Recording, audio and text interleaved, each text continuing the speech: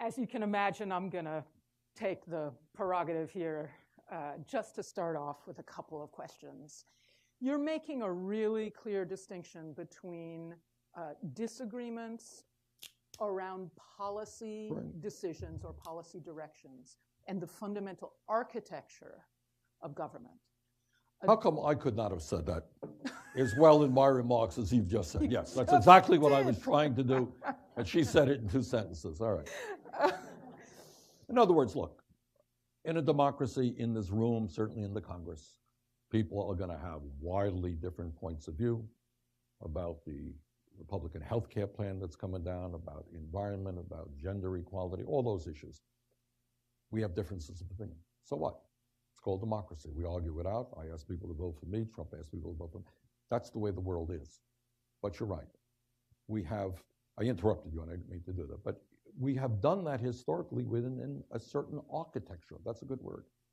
A framework that you have your rights and I have my rights.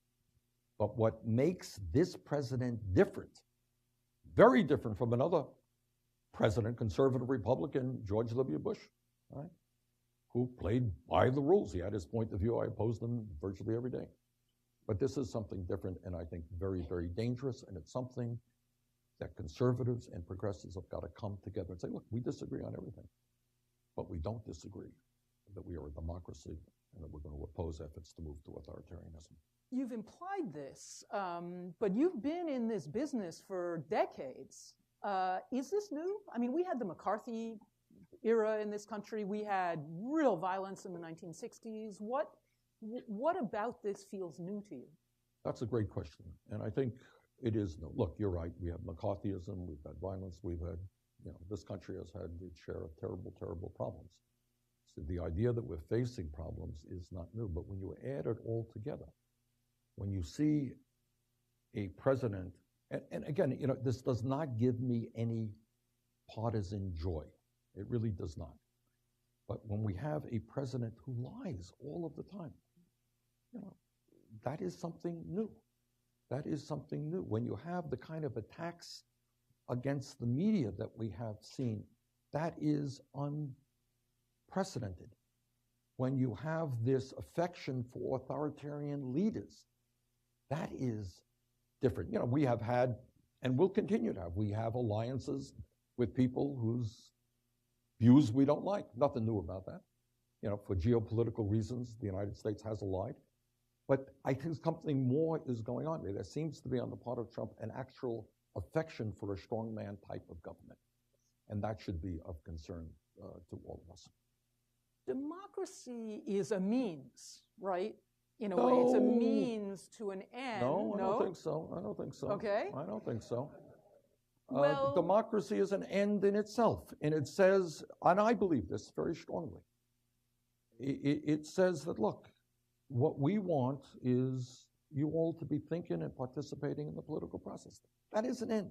And you may end up disagreeing with me. Maybe you're going to vote me out of office. Maybe you're going to defeat legislation that I've offered. I got to accept that. But I have said 1,000,000 times, and let me repeat it here today as a U.S. Senator from Vermont, I work very hard in my state to increase voter turnout. And I don't go looking around and say, oh, there's a conservative part of the state. We get those people voting, they may vote against me. How do we lower the voter turnout in certain parts of the state? Never occurred to me for a second. I want a large voter turnout. For 40 years, I've been talking about the embarrassment of us having one of the lowest voter turnouts of any major country on earth. We had in the midterm elections in 2014, 37% of the people voted.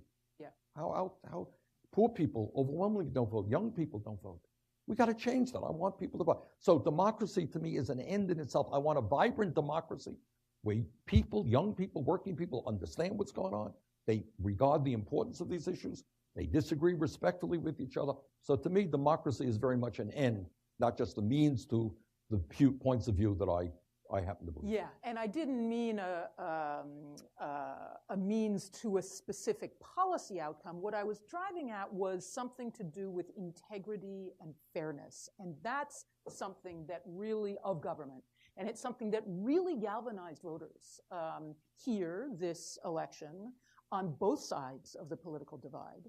where the word corruption became a really major word in an electoral campaign for the first time, and it's been galvanizing people all over the world. And just, I think yesterday or the day before in France, 2 ministers had to step down. They weren't convicted of anything, but there were serious allegations of them having used, put campaign workers into public positions so they could be paid out of public salary. On the other hand, the Supreme Court last year handed down a decision in the corruption case of former Virginia Governor Bob McDonnell that narrowed down the definition of corruption to something. It's not just quid pro quo, but what kind of quid for what kind of quo? The question I want to ask is there a split at the moment between the way ordinary people in the United States and in other countries around the world understand what type of integrity they ought to expect from their government officials, and the way government officials understand those? I look at it a little bit differently as I approach the issue. I would say that the vast majority of the American people, whether they are conservative, Republicans, progressive, Democrats, feel that our political system is corrupt in this sense. Mm-hmm. That right now, if we have any billionaires in the room, they know that they can spend unlimited, hundreds and hundreds of millions of dollars to influence elections.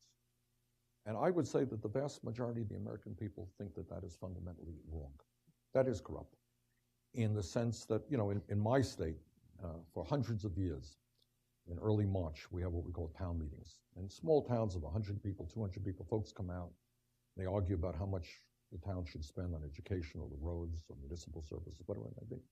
At the end of the debate, sometimes it gets heated.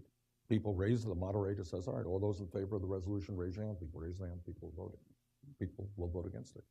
That's called democracy. That's grassroots democracy. It is one person, one vote. But what you have now is, today as a result of Citizens United Supreme Court decision, a situation which, to my mind, I use the word corrupt, where billionaires can spend unlimited sums of money, and they are, and they are. I would say, to me, that is what many people are responding to. That they have one vote, they are powerless.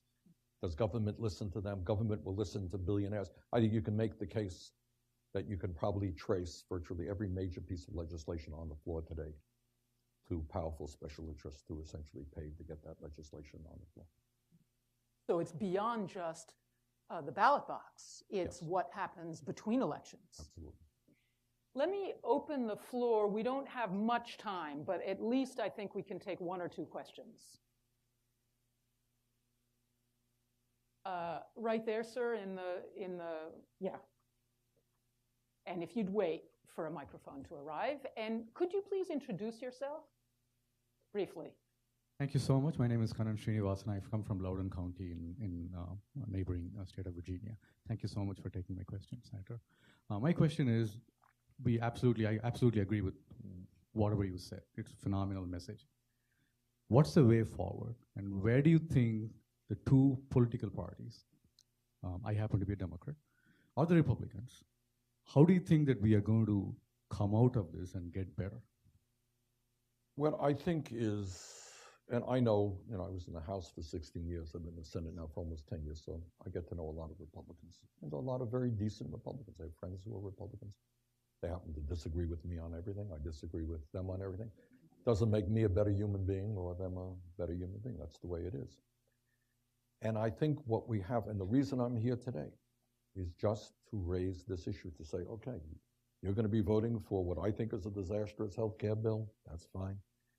You don't believe that climate change is real. Okay, you're wrong, but that's okay too.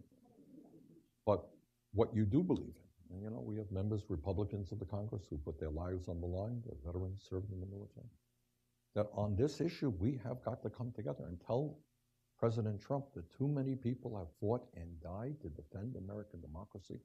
We are not going to move toward one-person rule. We're not going to move toward authoritarianism. We have a Constitution, which is an extraordinary document, and there are ways to change the Constitution if we choose to amend it. But that there has to be a coming together to say, to an acknowledgement, Yeah, we disagree on the issues. That's serious. We've got to argue about that. But we should not disagree about doing everything we can to protect the integrity of American democracy and stop the drift toward authoritarianism. And there are Republicans who, in the privacy, in a private conversation, would tell you exactly the same thing. Hello. Thank you again for coming. I really appreciate, we all appreciate, I think your message resonates with a lot of people. My question today is... Could you tell us who you are? Oh, yes, sorry. My name is Nazrin. I'm an intern with the Asia Foundation. And I wanted to ask you about the budget proposal. So the budget proposal of the Trump administration brings cuts to the foreign aid budget by over 30%. How will these drastic changes to U.S. aid and the State Department affect America's role in promoting and ensuring democracy around the globe? It will be a disaster.